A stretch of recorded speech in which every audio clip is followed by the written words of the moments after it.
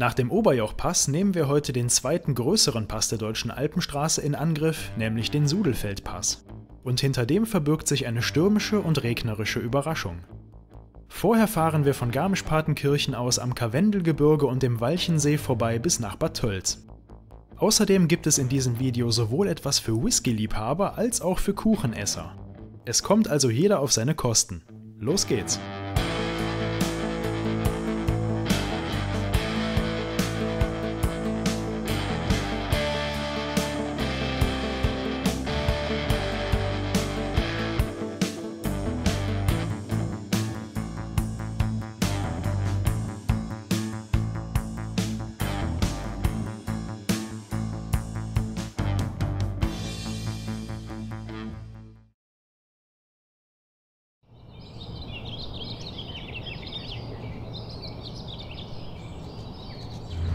Kathi hat 12 Stunden geschlafen. Fast.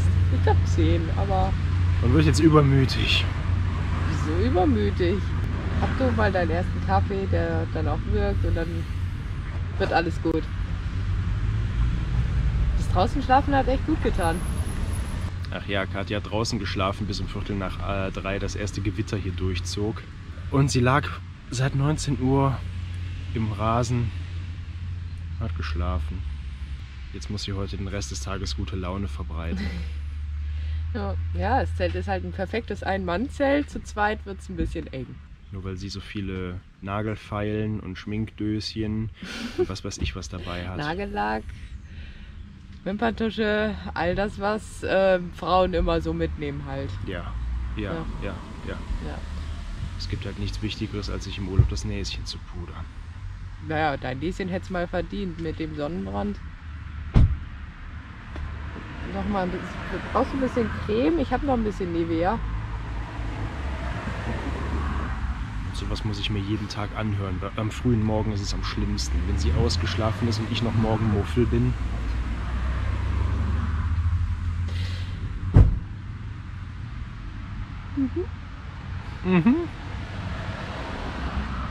Ich schicke sie jetzt Brötchen holen.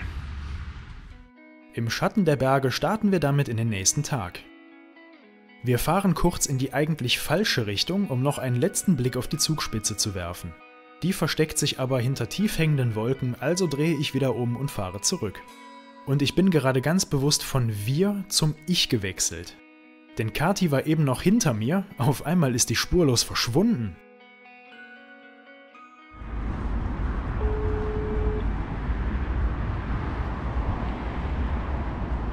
Hallo? Ja, wo bist denn du? Campingplatz. Warum? Ich habe meine Flasche vergessen und nochmal auf Toilette. Ja, ich hatte gehofft, dass ich durchs frühzeitige Blinken dich irgendwie aufmerksam machen kann, aber... Wir brauchen Intercoms, das gibt so nichts. Blinken, das sehe ich im Rückspiegel nicht. Das ist ein stecknadelgroßes Licht, das sehe ich nicht. Nee, gut, ich komme rüber. Ich bin gegenüber beim Aldi. Bis gleich. Okay, bis gleich. Mit Kathi wieder an Bord geht es in Richtung Karwendelgebirge. An Mittenwald vorbei fahren wir heute zuerst entlang des Walchensees und über die Kesselbergstraße rüber nach Bad Tölz. Durch das wunderbare Alpenvorland erreichen wir bald den kleinen Ort Wallgau mit seinen bemalten Häusern. Diese Art der Fassadenmalerei wird besonders in dieser Region als Lüftelmalerei bezeichnet. An Motiven findet man viele biblische Darstellungen, die jeweiligen Hauspatrone oder auch Jagdmotive. Auch Sprüche oder Sonnenuhren sind sehr beliebt. Und schön haben die Leute es hier, mit direktem Blick auf das Karwendelgebirge auf der einen Seite und dem Walchensee auf der anderen Seite. Dieser ist einer der größten Alpenseen Deutschlands und könnte euch theoretisch sehr reich machen. Denn bis ins 18. Jahrhundert war es hier üblich, geweihte Goldmünzen an der tiefsten Stelle des Sees zu versenken. Also vergesst eure Flossen und Badehosen nicht, wenn ihr mal in der Gegend seid. Bedenkt aber, dass der See bis zu 190 Meter tief ist, trainiert also vorher ein bisschen die Luft anzuhalten. Heute dient der See vor allem als Wasserspeicher für das nahe Wasserkraftwerk. Direkt hinter dem Walchensee startet mit der Kesselbergstraße eine 255 Meter hohe Passstraße rüber nach Kochel am See. Zwar bietet die Straße einige wirklich schöne Kurven, freut euch aber nicht zu früh. In der Vergangenheit kam es hier immer wieder zu illegalen Rennen, weswegen die beiden Fahrspuren über weite Teile der Strecke mit Blöcken auf der Mittellinie voneinander getrennt sind. Es herrschen konstante 60 km/h und Überholverbot. An Sonn- und Feiertagen sind Motorräder hier außerdem verboten. Entsprechend langsam schlängeln wir uns die Kurven rauf und wieder runter.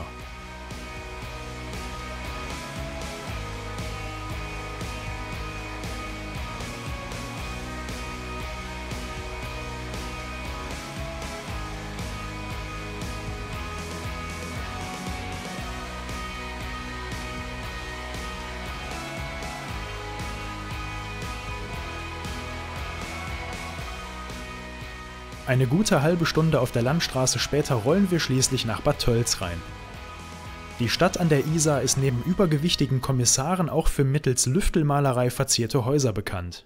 Ihr erinnert euch, die in dieser Region kunstvoll gestalteten Hausfassaden. Entlang der Haupteinkaufsstraße sehen wir uns die jetzt etwas genauer an.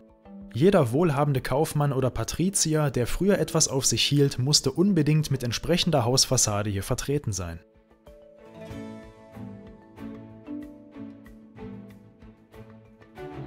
Ach ja, und Kathi sucht einen Hut. Was sagt man zu diesem Hut? Ich finde, der hat was. Zum Pferderennen ja. Ich kriege passend.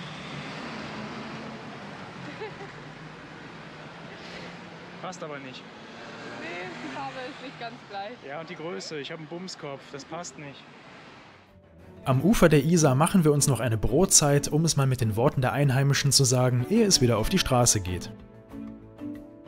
Schon mal was von bayerischem Whisky gehört? Nein? Dann wird sich das jetzt ändern.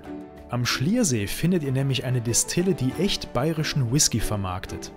Da Kathi und ich beide gerne Whisky trinken und ich immer gerne lokalen Whisky von meinen Reisen mitbringe, darf ein Besuch hier natürlich nicht fehlen.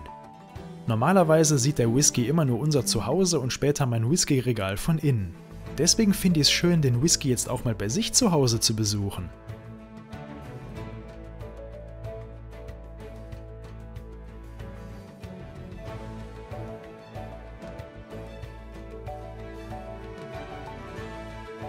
Und natürlich nehmen wir uns auch etwas zum Probieren mit. Aber dazu später mehr. Denn zuerst gibt es noch etwas Süßes. Meine Mutter hat mir den Namen eines Restaurants genannt, in dem man angeblich riesige Kuchenstücke für kleines Geld serviert. Kuchen? Kuchen! Wir sind unterwegs. Und tatsächlich finden wir etwas im Hinterland ein sehr gut besuchtes Restaurant. Zum Glück finden wir noch ein freies Plätzchen, denn hier tummeln sich vor allem Rentnergruppen auf Kaffeefahrt. Und tatsächlich setzt man uns auch ein paar Klopse vor. Aber leckere Klopse.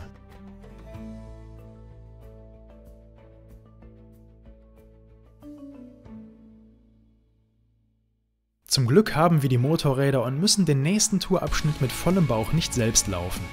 Es geht nämlich wieder in die Berge, genauer gesagt über den Sudelfeldpass. Der führt hinter Bayrischzell durch das Mangfallgebirge rüber nach Oberaudorf am Inn. Obwohl die Straße genauso schön zu fahren ist, sind hier viel weniger Leute unterwegs als noch am Oberjochpass. Es fährt sich hier herrlich entschleunigt und die Landschaft strahlt passend dazu eine richtige Landidylle aus. Die Sudelfeldstraße über den Sudelfeldpass führt euch über 10 Kilometer auf bis zu 1097 Meter und vorbei an vielen tollen Aussichtspunkten. Daher halte ich jetzt auch mal ein bisschen was die Klappe und lasse euch einfach in Ruhe mitfahren.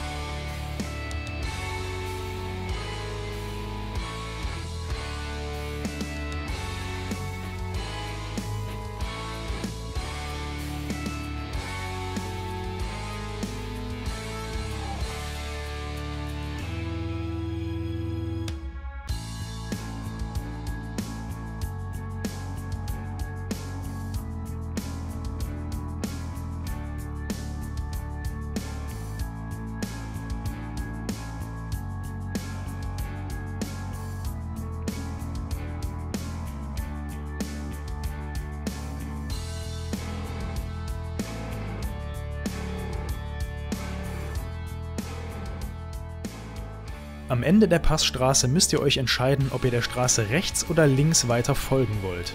Links wird sie zu einer Mautstraße, wir fahren daher rechts runter nach Oberaudorf. Weite Blicke ins Tal verraten bereits, was uns dort erwarten wird.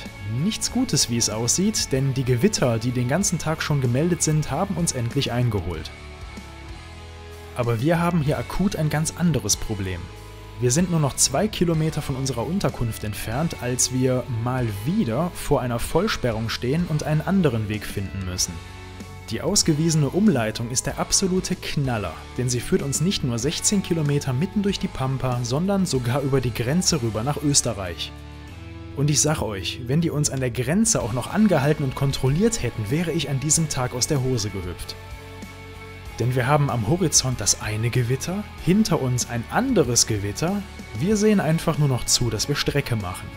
Wegen der Gewittermeldungen haben wir uns sehr spontan ein Zimmer in einem Hostel gebucht, eine gute Entscheidung, wie sich später rausstellt. Denn wir schaffen es gerade noch rechtzeitig dahin, ehe die Welt untergeht.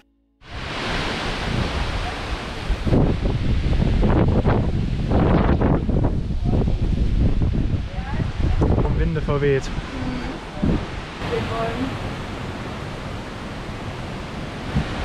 Und während ich meine Akkus alle wieder auflade, fragt mich Kathi, ob ich etwas Creme für meine geschundene Nase haben möchte. Herr Franzen, was halten Sie davon? Auf die Frage, möchtest du etwas Creme, hätte ich mit einem Tupfer, einem Hauch von Niveau auf meiner Nase gerechnet und nicht mit die Torte ins Gesicht, bitte. Es sieht auf jeden Fall sehr gut aus. Ja. Ich nehme dir das mal ab. Jetzt sieht man wenigstens den Verkehrsunfall auf meiner Nase nicht mehr. War ein bisschen was warm. Wie cool, ich kann mich im Selfie-Display spiegeln, das ist ja gut.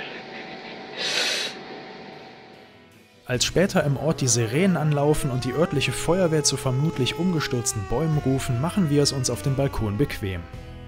Es gilt ja schließlich noch, die Souvenirs aus der Destillerie zu verköstigen.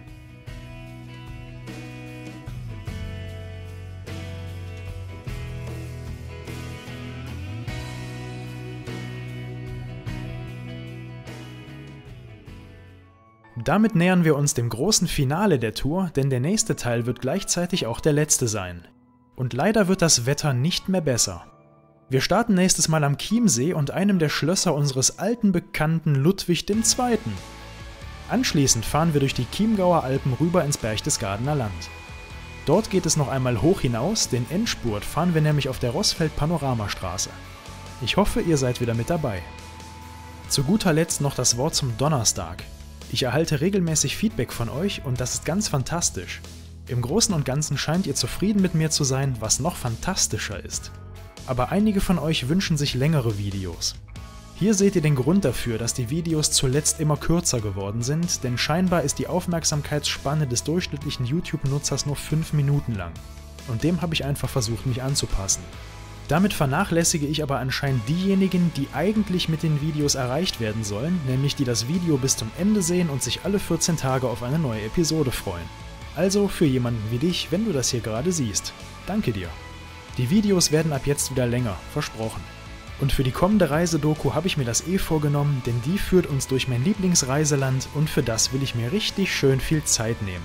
Lasst euch überraschen. Ach ja, wer uns ein gutes COM-System für den Helm empfehlen kann, der meldet sich bitte in den Kommentaren. Danke euch wie immer fürs Mitfahren und bis zum nächsten Mal.